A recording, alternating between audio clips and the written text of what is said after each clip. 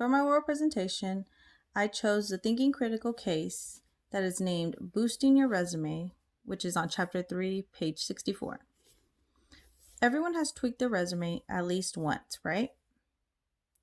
So by either adjusting a job title on their resume or claiming that they worked on a consultant project instead of saying that they were unemployed for a few months, or even stating that there are certifications that they earned, which a person has not. So resume inflation is unethical. But once information of lies and exaggeration is written and transferred onto a job application form, then it becomes a legal document, in which this action then becomes illegal. So you start practicing illegal actions when you tweak your resume.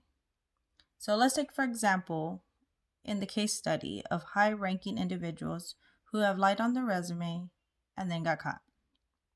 Let's take George O'Leary. He was hired as a Notre Dame football coach in 2001. And then he resigned a few days later because his falsification of information on his resume was found. So he claimed that he had a master's degree in education from NYU Stony Brook, which in fact he did not earn this degree. Not only did he not earn this degree, NYU Stony Brook was a made-up name, a non-existent institution. So O'Leary made up the institution, and then he said he had a master's degree in education. So that is a big lie on a resume, especially for his position. The second example is Ronald Zarella. Ronald Zarella is a former CEO of Bausch & Lomb. Bausch & Lomb is an eye care company. So Zarella had claimed on his resume that he had earned an MBA, which was then later discovered that he had lied and he did not possess an MBA. But to the surprise, the board of directors of the company, they didn't fire Zarella. They believed that Zarella brought immense value to the company and its shareholders. He was a great asset and he brought lots of value to the company. So instead of firing him, they decided to keep him. Now, was this right? So the questions that I'm answering today, the first one is, does the competitive pressure of getting hired justify the decision to boost your resume? Why? So now, just because there is immense competitive pressure for a specific job position, it does not justify the need to stretch your resume by lying or adding any type of falsifications. So first of all, yes, it is unethical, and then it becomes illegal. But to write false information on a resume, it defines you as a person. It defines of who you are. Are you an ethical person, or you want to just stretch a little bit just to make yourself look a little better on paper? Secondly, candidates should want to work for a company based on their unique skills and the knowledge that they possess and what they can bring to the table. So you should stand out for the work that you have accomplished already and your unique skills. There's no need to lie.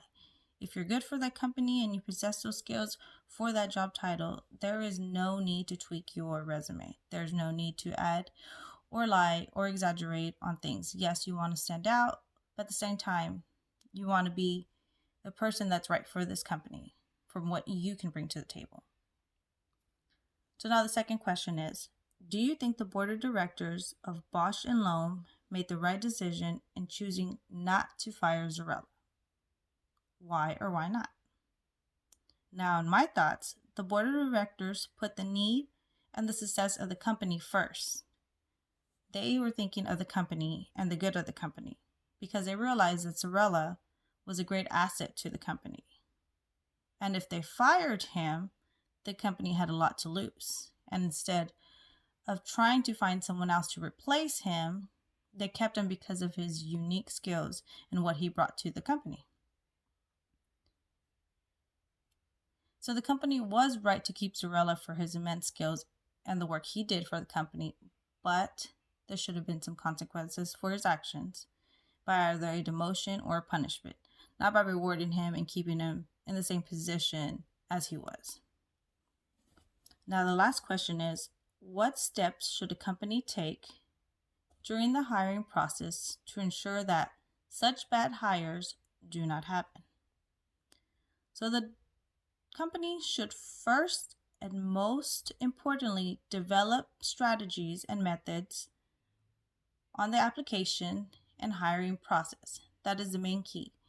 Developing a good strategy and a good method on how you are going to hire new employees and what you are going to do to make sure that they are right for the company and that they will remain loyal to the company and have ethical values.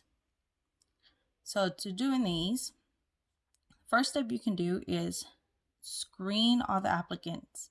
Screen all the applicants through running background checks. Background checks, whether they've committed any illegal actions, and not just that, anything that can bring a red flag to a potential candidate. Secondly, if this candidate has listed any types of certifications or degrees on their resume, investigate. Companies should take time to investigate. They should take time to investigate the declarations by contacting the institution listed by the candidate and verifying that the information provided by the applicant is true.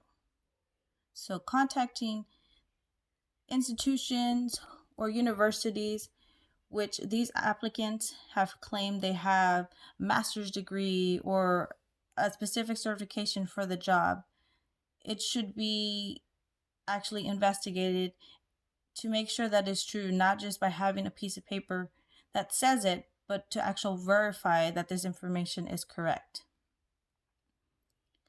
And then lastly, interview the applicant several times.